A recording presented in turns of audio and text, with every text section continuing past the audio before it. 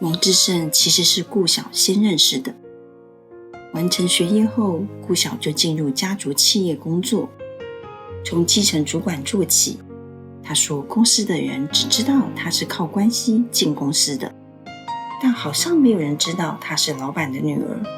据说他爸爸对他的身份下了禁言令。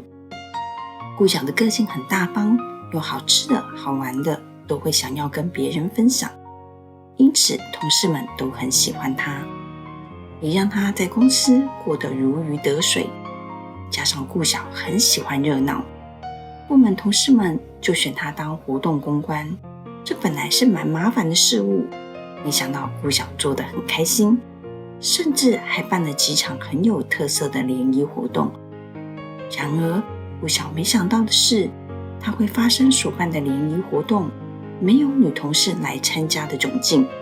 大家像是说好的一样，突然都家里有事无法出席，纷纷拨电话跟他道歉，让他一个人在餐厅里跟另外一个部门的4位男同事大眼瞪小眼。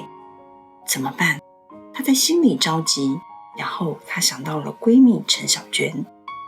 那天是初夏的周末，陈小娟接到顾晓的电话，说是被公司其他女同事放鸽子，本来是要一起跟别部门的男同事联谊，结果当天竟然没有女同事到场。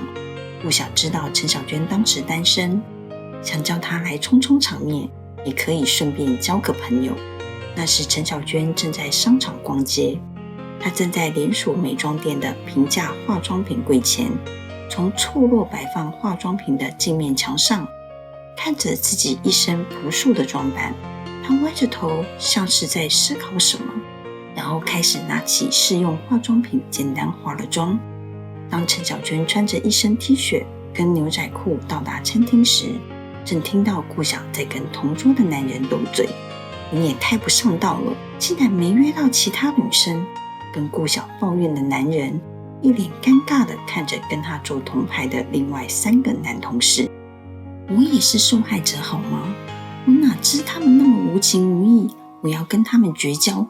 顾晓也一脸尴尬地看向那3位沉默的男同事，他面露歉意地傻笑着。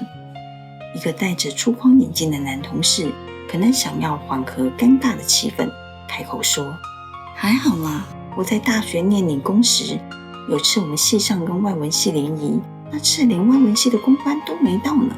你这个负责联谊的公关还有到，算是很有礼数了。说完，意味深长地看了顾晓一眼，他那粗框眼镜反射光芒照向顾晓的眼睛，顾晓有些胆怯地吞了一口口水。顾晓，陈小娟在顾晓身后轻唤了一声。顾晓闻声像是抓到了救命稻草，他大喜过望地回头看去，他看着陈小娟缓缓地走向他们的身影，就像看到了救世主。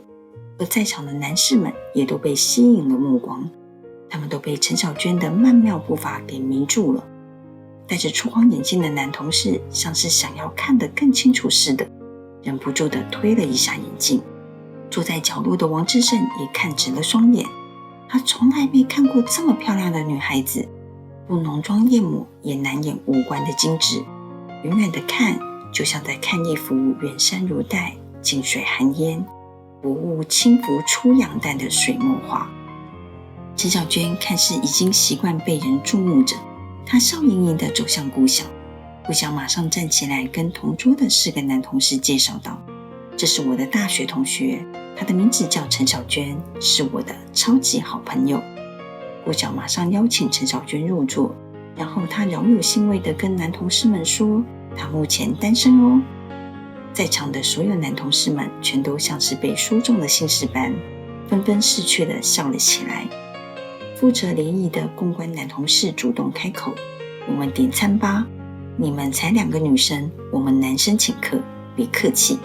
好耶！顾晓开心的握拳，像是打了一场胜仗。他朝陈小娟眨眨眼，两人很有默契地对视而笑。陈小娟一直都是顾晓在大学时期当公关的王牌，办得再无聊的联谊活动，只要陈小娟愿意前来参加，聚会的所有男生全都会为了陈小娟心猿意马。